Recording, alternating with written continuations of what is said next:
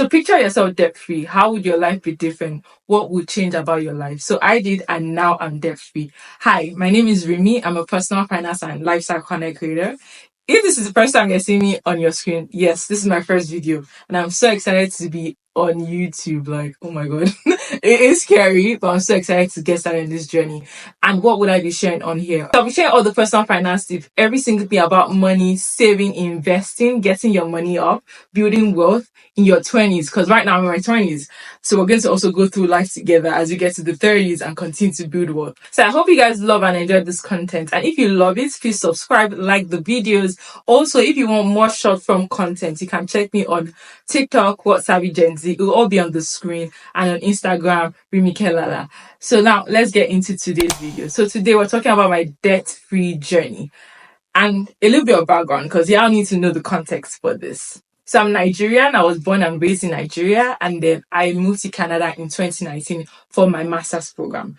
And then my master's program is where the debt came into the picture. I decided to go to a really, really expensive school, Western University, Ivy Business School. And I'll say it was more of an investment in myself. But then the problem was then how would I be able to fund it? So context again, I'm the firstborn of a Nigerian family. So that's a huge message. And my father and my parents are like, they're not going to spend all their savings and investments just on me because I'm just the first to go versus my other siblings. And so for me, was finding how we were going to be able to afford that education, because the coming to IB was actually very important to me. Like coming to do my master's degree specifically, not even the school. I wanted to really do a master's degree in business analytics. So that was so important to me. So then when my dad said, okay, my darling, I love this for you. You have the admission, but how are we going to fund this? I decided to do a presentation to my dad. I'm like, okay, we're going to have to figure something out. So also background, like before all of these things, I'm very, very financially savvy, I have to say. So before like finding out the schools and thinking about like if I wanted to school in Canada versus the US, I watched a lot of YouTube videos. I knew about international student loans. I knew about this thing. So this information was not kind of far from me because I watched a lot of YouTube videos about it. So I knew that I had to get some form of loan, a student loan from somewhere. But Nigeria is not the best place to get student loan. So I knew I had to get it outside of Nigeria. So when I started looking for options for funding, I knew about international student loans because I watched a lot of YouTube videos. So I knew that was a thing. And so I decided to research about how I was going to get student loans for Canada. So the two major options that I found was Empower Finance and Prodigy Financing. And those were great options because they worked with my school also. So I could get not easy, but like just easy access to the student loan. So that's something that you need to check if you're trying to come to Canada. Check that this institution supports your school. That's very, very important. And so I went to explore one and just learn more about those two options. And then I decided to apply for a student loan. So when I applied for it, I just told my dad, like, okay, yes, I'm applying for a student loan. Like, he wasn't really sure about what was going to happen. Like, it was just like, okay, let's see. So I applied for the student loan and I got it. I got the student loan in USD because they pay in USD. So I got 12.5k USD, which translates to 16k Canadian as at that time, 2019. Because exchange rate is crazy now. And then, so that was what I applied for and I got it. And so when I did my presentation, side note, did I tell you, I did a presentation for my parents about how I was going to fund this school fees and everything. So when I did my presentation for my parents, I was like, okay, I got approved for my student loan. And then my dad was like, huh? In Nigeria? Because mind you, I was in Nigeria when I applied. I did all of my application online, submitted all my documents, and that was it. I didn't even have an interview with anybody. My dad was like, huh? You got approved in Nigeria? I was like, yes. Okay. I was like, okay, nice. So I did a presentation for them. I said, okay, this is how much I'm going to have to apply for student loans. This is how much you will support me with, and this is how much I'll also work when I get to Canada to pay my bills, my food, my eating, all of those things. After I did all of this presentation, we're like, okay, this looks feasible. So I decided to come. Oh no, I decided. So I got on the plane to come to Canada. And when I got to Canada, that's when like it really sank in that, girl, you are in Canada. It's time to read your books. I also had to pay your student loans. And also with the student loans I got, I had to start paying while I was in school. So I was already paying my interest right from the first day that I resumed school versus like other student loans, because obviously this is a unique type And also the interest rates tend to be higher. As at that time it was about 10%, now it's probably closer to 15%. So these are just things you need to know just in case you're trying to get student loans in the future.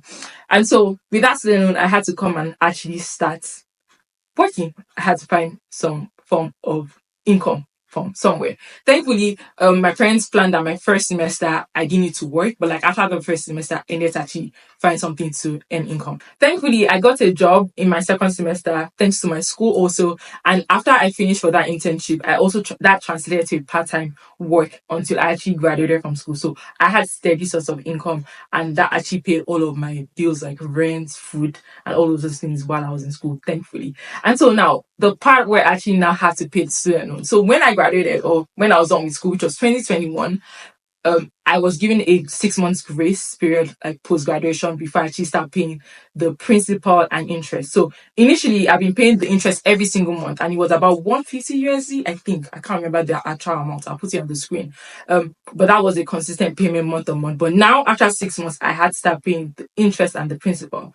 And then prior to this, before leaving Nigeria, I actually showed the spreadsheet. When I did the presentation for my parents, I told them how I plan to pay it off within 1 year of graduating for school. I did 3 different scenarios. I was very detailed. I am very detailed. I did a worst case scenario, best case scenario, and just like an okay scenario based on different income levels. And that's because I did a lot of research on the type of income I'll get once I graduate based on my course study. When I graduated school, my income was actually closer to 60K income, which was my worst case scenario.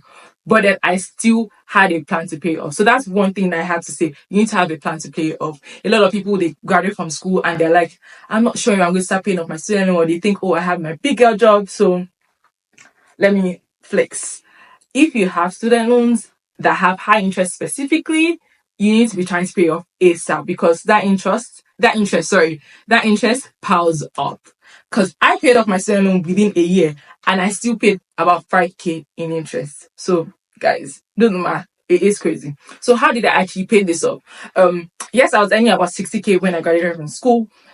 I just had to be very, very, very disciplined. So now, how did I actually plan to pay off? I created a budget. Remember, I told you I had a plan even from before leaving Nigeria, but then I had to create a budget on my current income, my expenses, because obviously my expected expenses that I did, like my simulation, was so different from the reality. My expenses were way higher than what I expected. So I actually had to do a new budget. And also, if you want to get a budget, like a very easy to use budget, you can check out my budget tracker. It is very simple, like very, very easy to use. Just need to log in your numbers, and you see like all your insights on the dashboard. And it's really pretty too. So check it out. Link in the bio somewhere.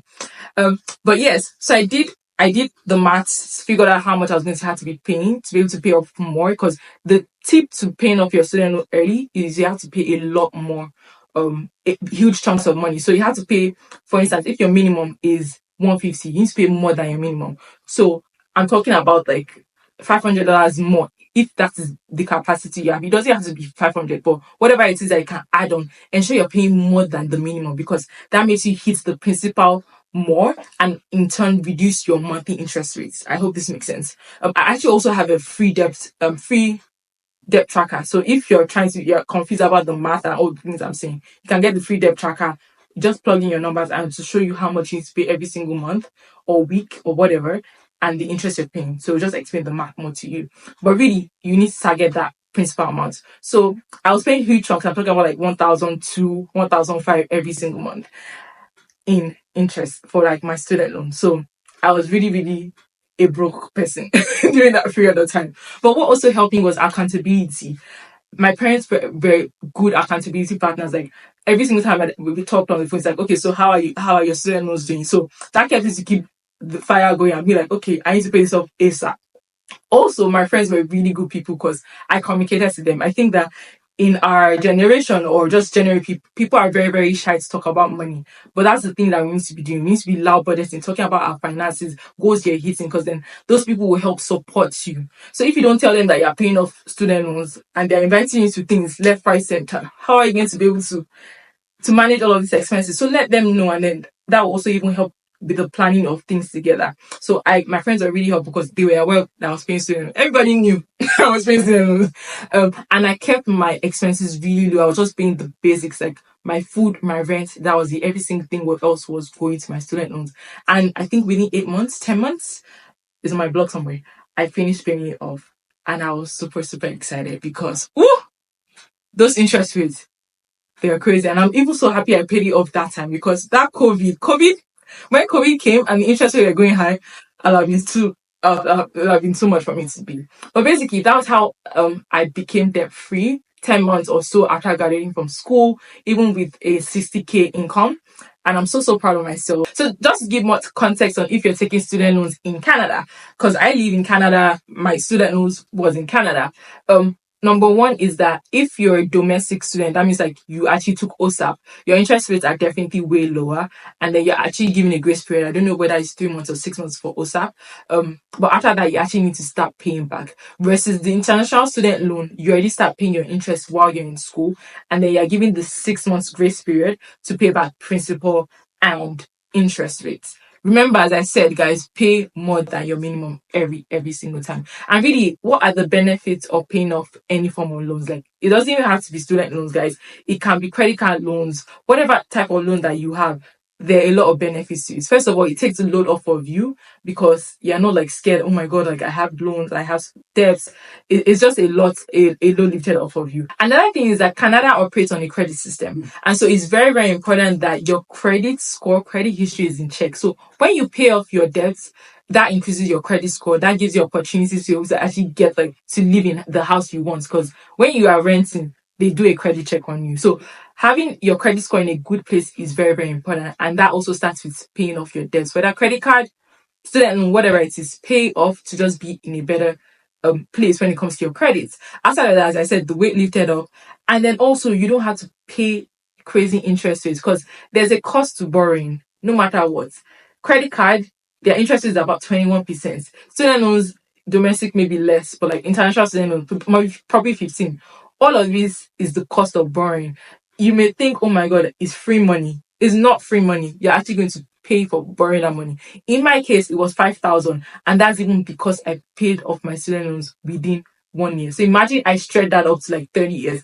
I probably have paid double of the actual amounts that I owed, and it wouldn't make sense. So there's a cost to borrowing. So don't think it is free money and just going to pay back when you feel like. Pay back on time. If you're really interested in getting started in this like debt-free journey, definitely, like as I said, what this video, you can use my debt tracker to actually get started and visualize your numbers and see what you can do. So if you want to get started on your debt-free journey, get my free debt tracker, number one. Number two, you can send me an email, comment on this video. I will send you an email, or just like send me an email and ask me questions, because I've gotten a lot of messages about this, because this is not my first video about this on the YouTube world. I have a lot of videos talking about debt on other people's channels. So reach out to me, send me emails. I respond to people, but you have to be really determined to be on this journey. Plan towards it.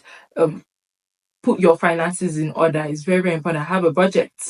Know what is happening. Probably have a side hustle, a second job to bring in that extra income if you need to be able to actually pay that debt off as soon as possible. But you can do it. You've got this, and you can be debt free in whenever you think you want to be debt free. Think of the time you want to be debt free.